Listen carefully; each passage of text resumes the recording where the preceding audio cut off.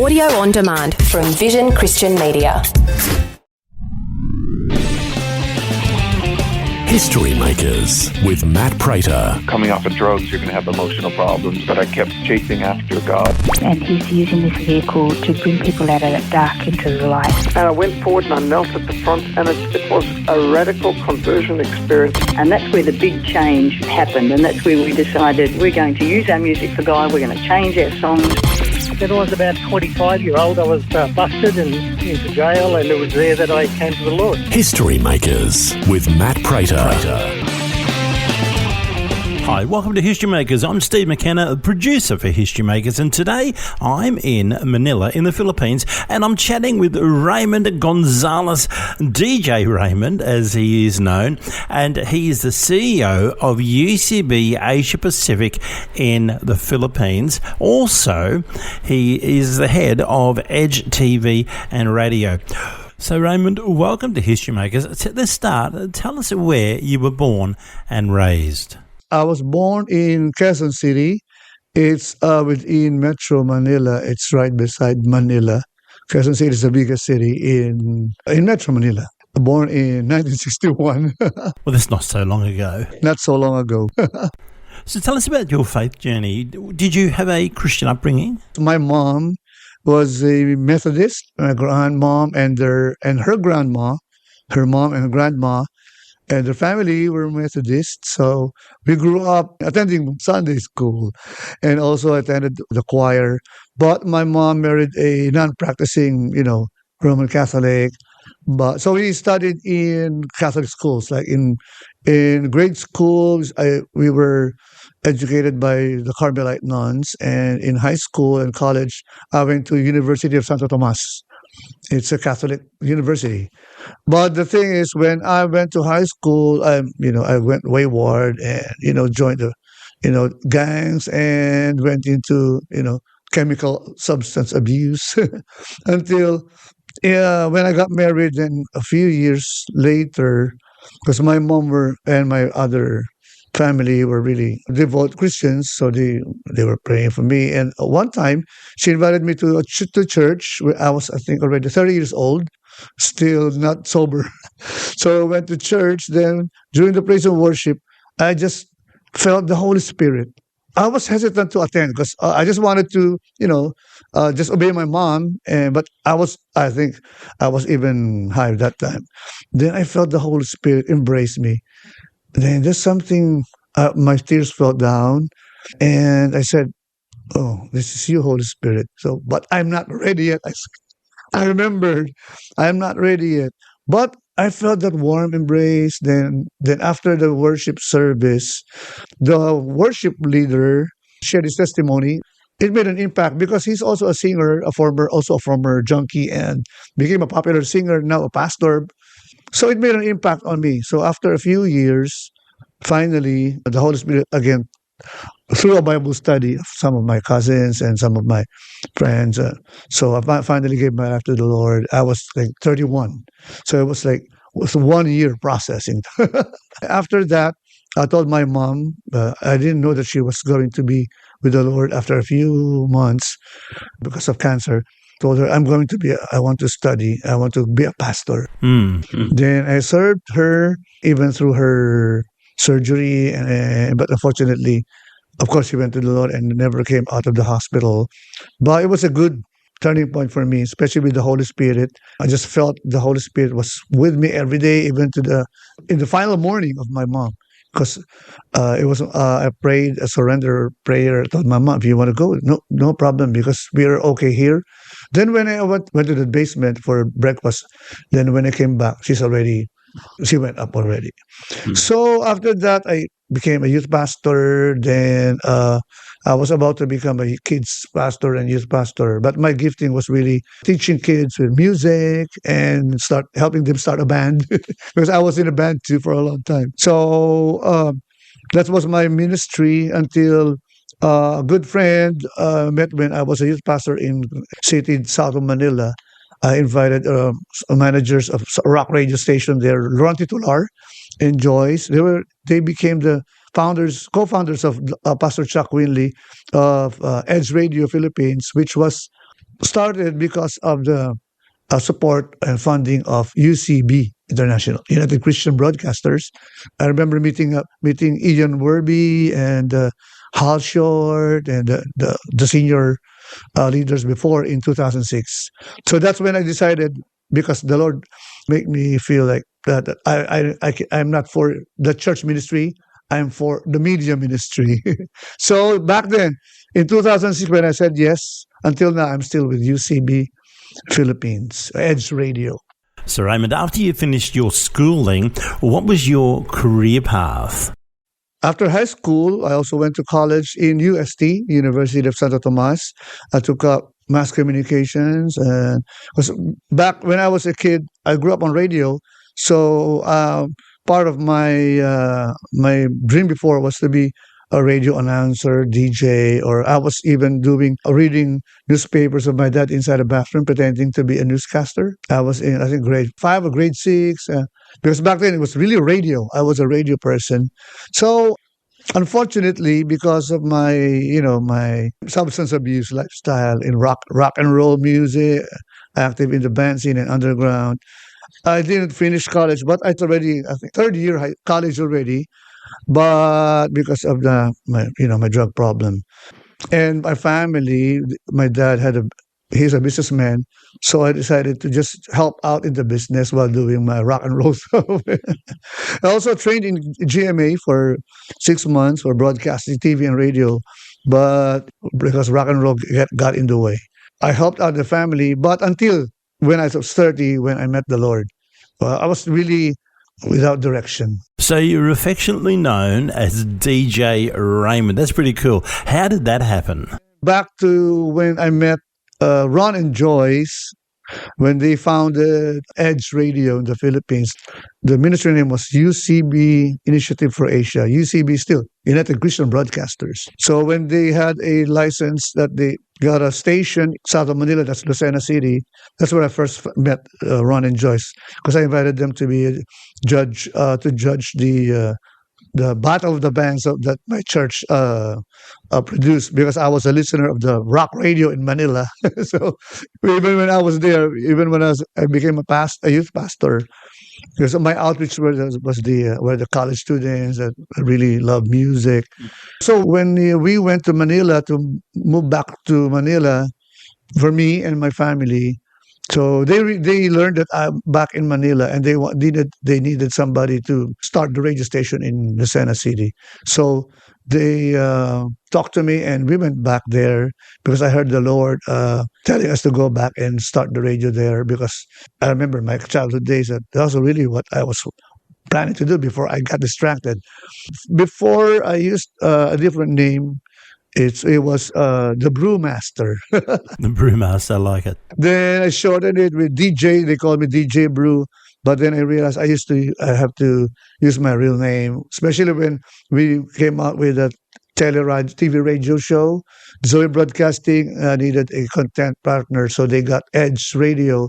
That's where Edge TV was born, because we were hybrid already on national television and Zoe Broadcasting. Then we still had that radio, Edge Radio and Edge TV. But when pandemic came, we decided to just go ahead with the social media on my end. But our radio stations are still airing in some provinces. So how many Christian radio stations linked to UCB Asia Pacific are now in the Philippines linked with Edge Radio and TV? For now, we have, in Mindanao, we have two.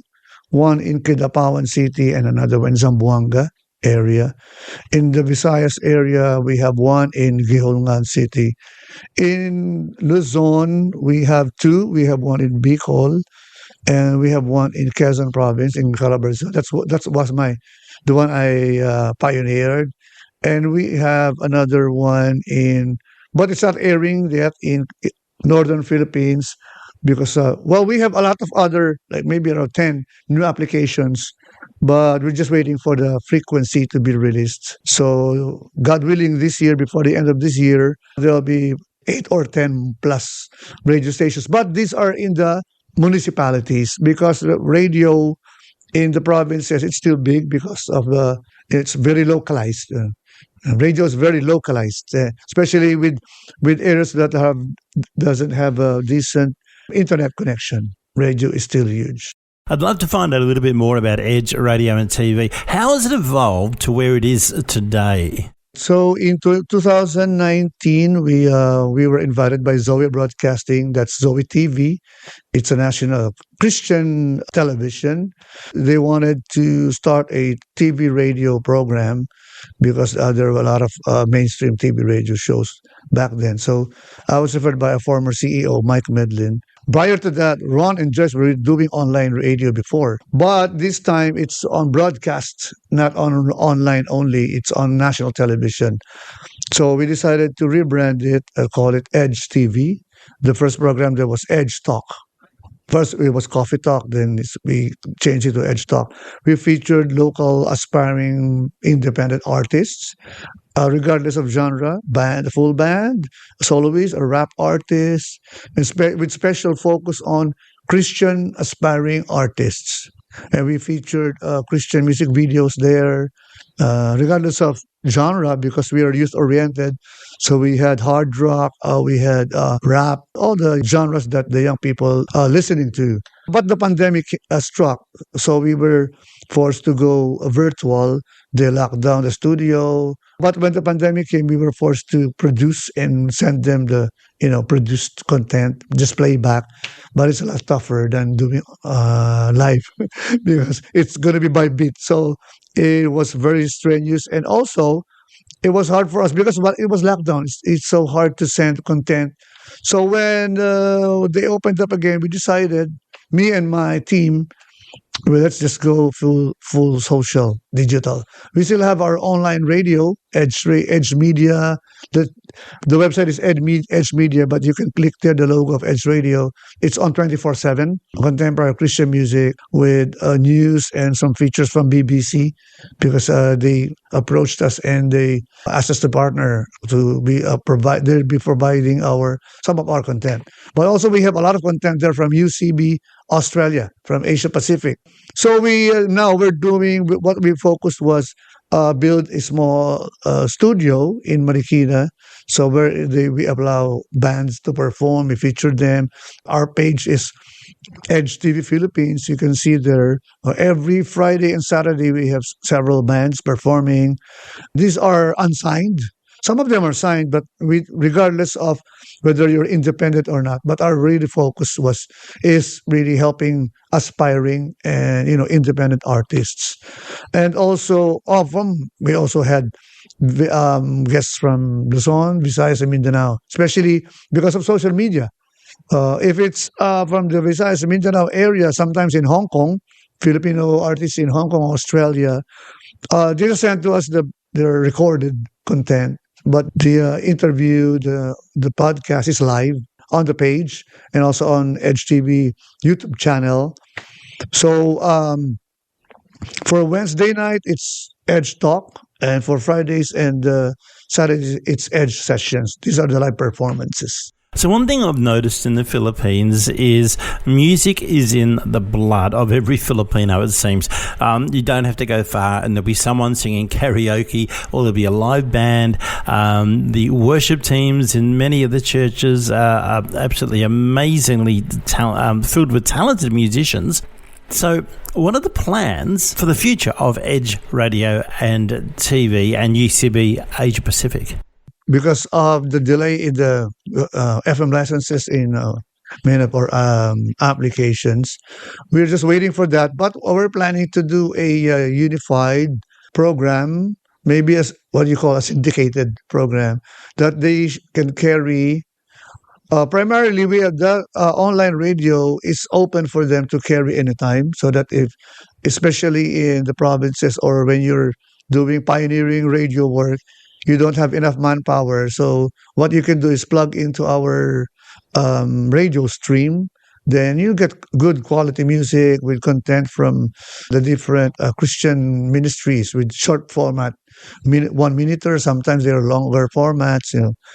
And what we are doing there in Marikina with the live streaming, we would like the other stations to also carry it. Also do that locally in their places, because in Marikina we have that like a coffee shop style. It's like a small gig, or what we call al fresco dining, because it's in a garden with roofing, and because we don't have to pay rent because I have a ministry partner there. But of course, this is the power and the manpower and all the utilities and the license. Yeah, we have to still take care of that. But we want to expand it to the other affiliates, so that they can also. It can also be, because it's a good platform not only for developing very young. Because we have a lot of talented people or musicians in the Philippines. We want them to be global. We want them not just to be local, but to be global. The global locals, right? Yes. Also, because part of my history or my gift is also to help to teach music and also help start bands. So we're helping them out, equip them, and making consultations and helping them in their technical requirements and musical skills, especially for younger people. So we'd like to do that. It's like more of a school of edge in the different cities. That's why we're firming up. Most likely by next year, we are going to try to duplicate this in maybe 1 or 2.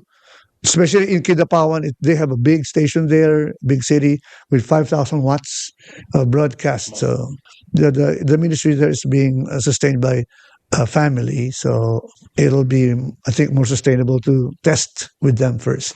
But we're looking to duplicate that because, it's a good platform also to help churches be equipped with their music team, technical team, and also be a platform for the young people to also get to know the Lord, be equipped with, rocking for the right reasons, as one of my good friend, Pastor Carlos Choi, now based in Hong Kong, rocking for the right reasons, rocking for Jesus.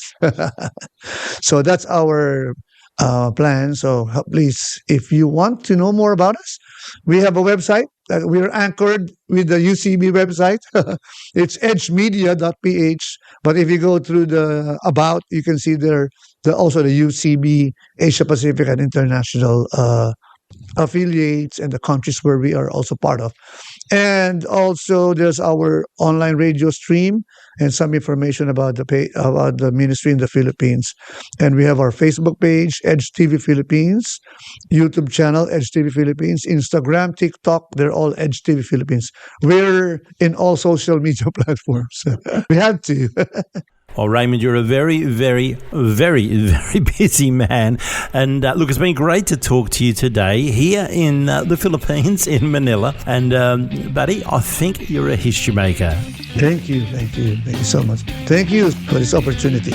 If you'd like to hear this conversation again, listen online anytime at historymakersradio.com. There you'll also find links to all of our social media channels, and you can subscribe to our iTunes podcast. History Makers is a faith-based ministry, and we want to thank everyone for their generous support. If you've got a suggestion of anyone we should interview, send us an email, info@historymakersradio.com. God bless. I'm Matt Prater, and my challenge to you now is to go and make history.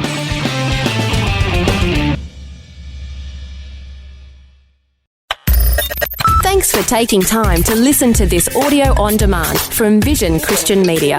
To find out more about us, go to vision.org.au.